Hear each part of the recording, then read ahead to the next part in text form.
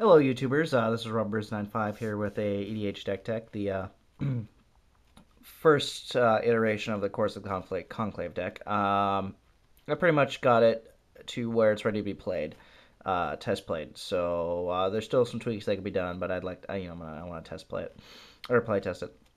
But here's the Course of the Conclave. It allows you to tap extra mana whenever you cast a creature spell to, say, you want to play a Llanowar Elf and you've got 4 available mana, you tap one and tap 3 others, and he becomes a 4/4 instead of just a 1/1, which is kind of nice because then your little weenie creatures can get kind of big, so and little tokens and whatnot. So it's a good card, and I really like the color combination. So let's get into it. We got we're going to start with the lands. The only bounce land in the deck, and that's a Celestine Sanctuary because it goes with the colors. So, one of 2 man lands. I've got a Stirring Wildwood. It's just a great card, cheap to activate, good blocker, stops some of those guys. It's 3/4 when it becomes a living land, so it's not anything to scoff at. Sunpetal Grove, Grey Pelt Refuge only gives you 1 life, but if you can find a way to bounce it, you can use it at least a couple times. So. For non-basic green, got a Vivid Grove. It can be either white too if you use one of the charge counters.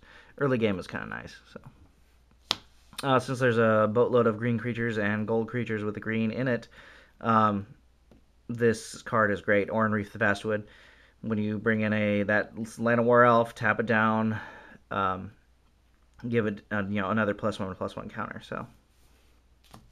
Here's one of the. I was wrong. There are 3 man lands in here. So I always forget about this. Dryad Arbor it's a land. As you can see, it has no casting cost, and it says on there it gets Summoning Sickness. So but it's a land. Non-basic white, got a Cherry Step. Great budget card for giving protection to a creature. Myriad the Sky Ruin, great way to get your creatures back. Since there's enough planes in here to activate it, it works out pretty well. I'm not running any expensive cards since this is attempting to be a pretty budget deck. So for fetches, I'm using a Naya Panorama, a Terramorphic Expanse, and a Bant Panorama. And of course, Reliquary Tower is just good to have on hand, so you can have your hand size. No limit to your hand size, and that way you don't have to make tough decisions of what you want to discard or not, since there isn't too much recursion in this deck. So Desert's just an interesting card. You can ping at a creature. If he didn't quite die from one of your blockers, you ping at him, and if that just takes the 1 damage, then that'll do it. Here's the last man land, Mishra's Factory. It's pretty much become a staple. So yeah. Okay, we got the non-basic colorless. Got Temple of the False God.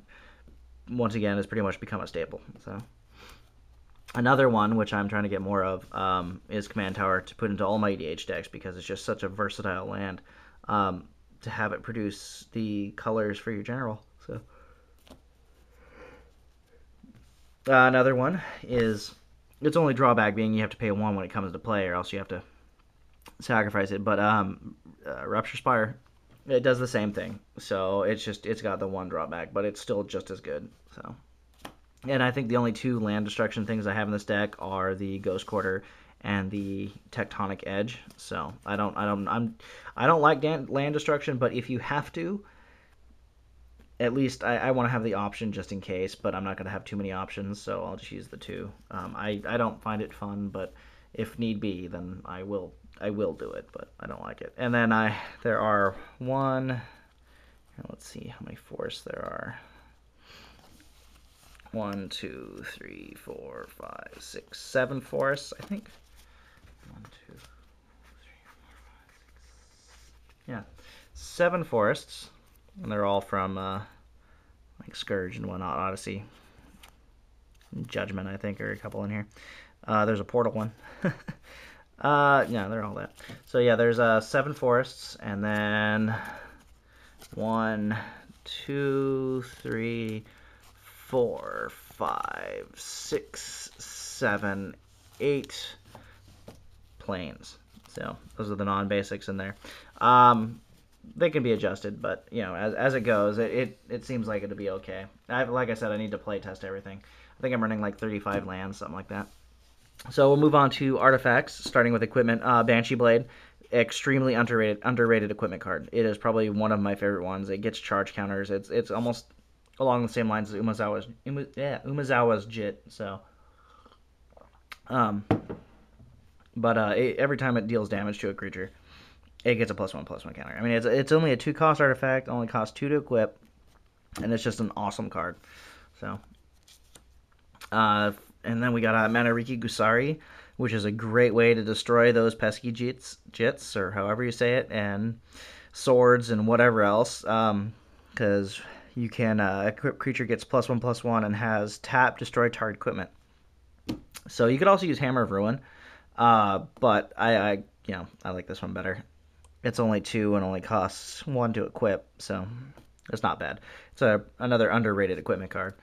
Of course, Behemoth Sledge. It goes with the color combo, and it does +2/+2, and gives a creature trample and lifelink. So it's like the next card, but it gives you the extra +2 to keep your creature alive. So, of course, Loxodon Warhammer. Really awesome card. It should be pretty much in every deck, because life gain is always good. And it's a cheap artifact to run and cheap to equip, so, yeah. Of course, I've got 3 different artifacts for protecting creatures and generals and whatnot. I've got Lightning Greaves, a Swiftfoot Boots, and a Whisper Silk Cloak. These 2, of course, give them haste, but this one makes anything unblockable and hexproof, basically. So it's good to protect your stuff. There's some stuff in here that needs to be protected, like, of course, the Conclave and a couple others. So it's good to have these things on hand. So, and I'm not running too many mana rocks, as it were, but I do have, of course, a Sol Ring, which is just a great card to have on hand. A Wildfield Border Post goes with the color combo, and it's actually the artifact. These border posts from Alara are really, really, really cool cards. So, Dark Steel Ingot. It's another pretty much staple in EDH. So, and just for general artifacts, of course, gotta have a Mimic Vat. I've grown an awesome infatuation with this card. It's so versatile in EDH. You can do so many cool things with it. So I recommend that everyone at least try it in their decks. Crystal Ball, it's pretty good too. And going in with the budget theme, Scrying is always good, and especially with one of the other cards on here, it's a decent card. So Spring Leaf Drum, always good to be able to produce extra mana. It allows you to tap your creatures and add. You tap it and tap an untapped creature you control, add 1 mana of any color to your mana pool. So it actually works out pretty well. So you can have anything can become a birds or a Llanowar Elf. So here's the Poor Man Sensei's Top. Since I'm going again with the budget theme, it works out pretty well. So, and it's indestructible. Dark Steel Pendant. It's indestructible, so you can use it like a Sensei's Top. And, it works out pretty good. I guess this could go into the whole Mana Rock thing. It makes your lands produce double. So, doubling cube, really decent card. Tap 2, tap it, lands produce extra. So, Tormod's Crypt. Awesome card. Good graveyard hate. For those of you who hate facing the Lords of Extinction and whatnot. Or I shouldn't say that because it's every graveyard in play, but all the people with who play recursion decks and things like that, it's a good way to stop them. So, and since you're creating a lot of tokens with this deck, this card actually becomes useful. When it came out in Zendikar, it was just kind of, I saw some play in my meta, but not very much. I didn't really hear of it being used too much. But Carnage Altar, since you're creating a lot of tokens, you can sack your tokens to this and draw cards. So it works out pretty well. Goes with the Dark Steel Pendant. I'm only running 3 Planeswalkers. I was on the fence about running any and all, trying to keep it budget, but, I figured I'd give him a try. Karn is just a really good Planeswalker to have on hand. He's very useful. In this deck, Garruk, Wildspeaker is really good. The ability to untap 2 lands is probably the best thing he does, and then, of course, the Trample ability. And then, probably the most expensive card in the deck, Garruk Relentless. Pretty much the same thing as the other Garrick, but it's just his ability to make 2/2s and not take any damage, not lose any loyalty counters is good. And you can block him or block attacks for him and things like that. And um, with other cards, he can't be targeted by spells that other people have. So if they try and bolt him, it won't work. So it works. In fact, the card after him will prevent him from being targeted. So it's kind of nice. He's just a good way to create little chump blockers. Of course, we'll move on to the spells of the deck. I've got Privileged Position. It makes your all other permanents other than this one. They can't be the target of spells or abilities your opponents control. So that'll protect your planeswalkers from errant lightning bolts or bounce cards, things like that. It doesn't work too well on board wipers, but it's worth a try, right? Aura Shard's probably one of the most hated cards in EDH, at least in my meta. Whenever I play a creature spell or bring any creature into my control, it destroys target artifact or enchantment. So, it's most people don't like it, and people tend to try and get rid of it right away. But it's there. It's good they waste their spell on this than something else. So. Pollen Bright Wings, a great way to create those little tokens. It creates 1/1 sap rolling tokens for each damage dealt. So you equip it to, I don't know, a creature, and then when it attacks, you get tokens. And it gives it flying, so it's kind of cool. It's actually a really cool card. And then another way to get creatures out, got it, Hunting Ground. It only works if you have Threshold, which is 7 or more cards in your graveyard. But it's just a convenient way. It's a fun card, You can flip your card. I'm sorry. You can put a card from your hand into play. So which is pretty good. So Wheel of the Sun and the Moon, which is good. If you're forced to discard or anything like that, what does it say? It says enchant player. If a card would be put into enchanted player's graveyard from anywhere, instead that card is revealed and put on the bottom of that player's library. So you enchant yourself, and if you're forced to discard or something dies, you put it back on the bottom of your library. So you don't have to lose things. You're just recycling. So it's a really cool card. Here's one of the few recursion things, but you can take it from anyone's graveyard. Hymn of Rebirth. So it's a really good card, and it's not too expensive to play. I don't know how much it actually costs these days. I think it's actually fairly cheap, but it's a good card. Here's some other random spot removal. O-Ring, just good for those pesky planeswalkers. Concerted Effort is a really cool card. If you have a creature with flying, a creature with trample, a creature with haste, and a creature with, say, Island Walk in play, at the beginning of beginning of every upkeep, all your creatures gain all of those abilities. So you can block their flying creatures, you can block their Forest Walk creatures or Island Walk creatures. If one of your creatures has first strike, you'll get first strike. If they have double strike, you get double strike. So on and so forth. It's a really, really, really, really cool card. It makes all your creatures extremely useful. So I was just giving this one a try to see how it was. Personal Sanctuary. New card, so we all should know what it does by now. During your turn, prevent all damage that would be dealt to you. So it's worth a try. So, Ghostly Prison. I actually just pulled this one not too long ago in one of my Kamigawa packs. It forces your opponents to have to pay 2 to attack you for each creature. So if they don't have the mana, they just can't attack you. Which is, going in theme with the whole protecting yourself thing. Here's one. It's I hold on to this just in case their general comes at me. It's a good card to have on hand. You put their general on the bottom of their library. It's yeah. Most people don't like it, but you know what? If you're trying to avoid taking the 21 plus general damage, send that guy to the bottom of someone's library. So good spot removal in Path to Exile. Should be in every EDH deck that has white. It's pretty much a staple. So going again with the budget theme, got a DOJ. It got Wrath of Gods are all a bit too expensive, and I want to try and keep this budget for people who may want to copy it. So here's another great way to protect your creatures, Asceticism, and you can use it to regenerate them, which is super awesome.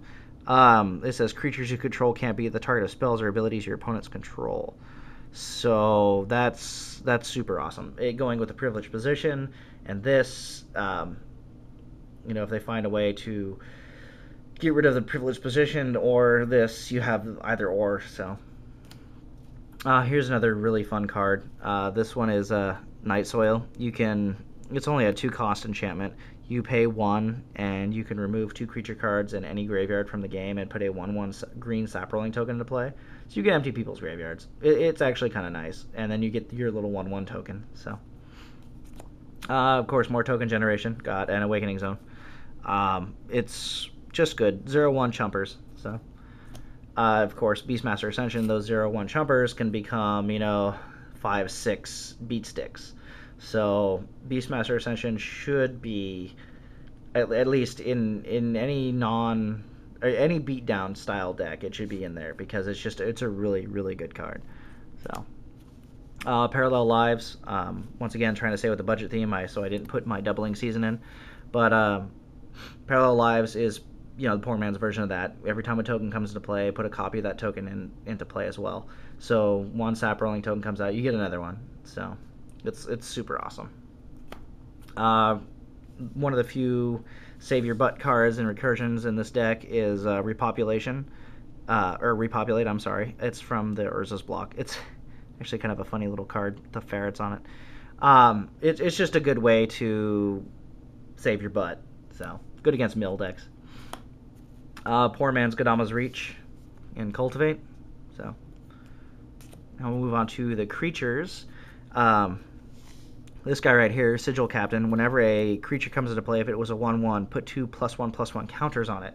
So this deck is basically themed around beat down and ways to get your tokens to beat people down and ways to use your tokens and things like that to pay convoke costs or whatever, sacrifice them to Carnage Altar, things like that. So this guy will also make your little tokens into 3/3 beat sticks, which is nice, because then if you have Beastmaster Ascension to play, you've got a bunch of 8/8 beat sticks. If your Ascension has got all of its quest counters on it. But he's actually pretty good. I may actually swap him out for... I have a foil one. I may put that in here just for fun. I have a foil Sigil Captain. So, and he's only 2 white and a green and 1 colorless, so it's not bad. Of course, Qasali Pride Mage. Great way to get rid of pesky artifacts or enchantments. And you can always attempt to try and bring him back. And I mean, he's got Exalted, so Exalted's also pretty good. And he's a 2/2 for 2, so you can't fail. Celestia Guild Mage is a really, really, really good card. You can make sap rolling tokens, and creatures you control can get +1/+1 till end of turn. So, and he's actually one of the cheaper of the Guild Mages when it comes to activated abilities. Some of them are kind of pricey, but and he only costs 2, so but he's 2/2 for 2. Got a Mystic Enforcer. I actually got this as an extra from Lone Wolf Drew. That's a little shout out there, and I figured I'd kind of throw it in. It's a 3/3 for 4, but it's got Threshold and Protection from Black. So if you've got 7 or more creature cards. Wait, Mystic Enforcer gets +3/+3 and has flying as long as you have 7 more cards. Yeah, just 7 or more cards in your graveyard.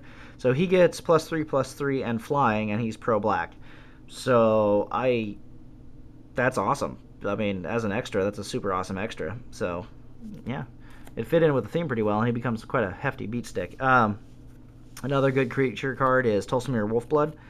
He can give green and white creatures +1/+1, and he can put a 2/2 green and white wolf creature token into play. Voja. I don't remember if they made a token for Voja. If they did, I'm going to try and find it. I think I'll look on like Troll and Toad. They seem to have a lot of the tokens to find pretty easily, and they're pretty fair price. So, but he's a pretty cool card. I was going to make a deck around him, but I decided to just go with it and put him in the deck. I'm going to brutalize this next card's name just because it's kind of a weird one. This one's an Autochathon Worm. It's a 9/14. It's got Convoke and Trample. So you can tap 10 of those tokens to reduce his cost by 10. That way you get a 9/14 for 3 green and 2 white. So, and you can cheat him into play. There's with like Hunting Grounds and stuff like that. But you know, if you don't have anything in play to cheat him out, then you got the tokens. It's all good. So, of course, Reese the Redeemed. He can make tokens, and for each token that you control, put a token into play that's a copy of that creature. So you can double your tokens up. Just make massive token army. So, and he only costs, he's a 1/1 for 1 with some awesome abilities. So, Celestia Evangel, tap creatures to create tokens. So, yeah, 1/1 sap rolling token. It's an awesome card. Loxodon Hierarch, a good way to gain some life, and you can sack them to regenerate all your creatures. It's kind of nice. So, Sun Titan, the only Titan in here. I'm currently trying to get a hold of a couple Primeval Titans, but he's just good to bring back some of those 3-cost cards. So, got a Spur Mage Advocate. Its only downside is you have to send 2 creature cards back to someone's hand from their graveyard, but you can use it to destroy target attacking creature. So it's kind of like a white Doomblade, or it's like, yeah, like a white Doomblade, or what's that? Oh, there was a white card that destroyed target attacking creature. Yeah, I don't remember what it was. It was like Holy Light or something like that. I don't remember what it's called, but yeah, you send those 2 cards back, but you can destroy a creature, so it's pretty good, actually. This guy right here, he gives your creatures +0, +1, so which is kind of nice. The Veteran Armor helps keep those little tokens around, and then other creatures, you know, just gives them a little bit more in the end. Going on to green creatures, got a Oracle of Moldiah, playing extra lands, and playing with the top card of your library revealed is kind of an inconvenience, but being able to play the extra land is good. So, and you may play the top card of your library if it's a land card. So it's kind of cool. And it goes in conjunction with one of the other cards in here. So, you have my Elder. You know, you can sacrifice him to go get a land card. So he's just pretty much in here to be sacrificed.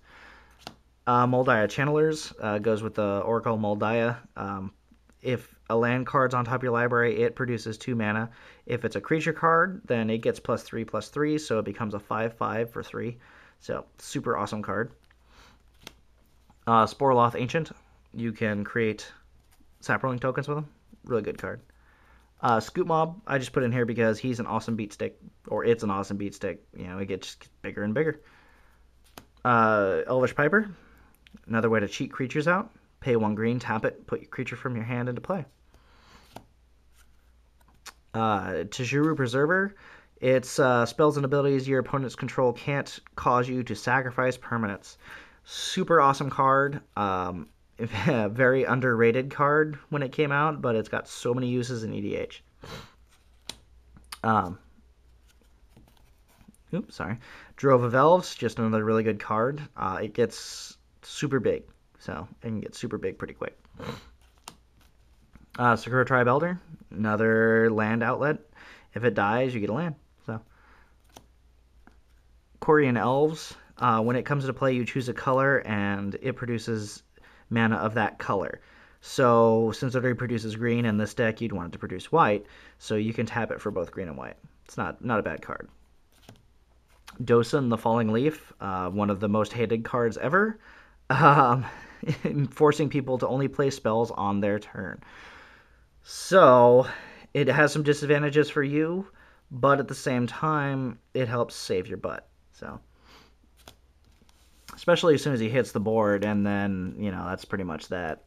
Quirion Explorer, add 1 mana, oh wait, hold on. The camera's acting wonky. Add to your mana pool 1 color of any mana that your land an opponent controls could produce. So you can use it as extra. Most people I play against, I use green or white, so it kind of works out. So, and that's it. So that was the EDH deck tech. Sorry for all the mumbling and stumbling and yawning. It's late at night and I've been kind of busy. Anyway, so rate, comment, subscribe. Yeah, just let me know what you think. And until next time, YouTube.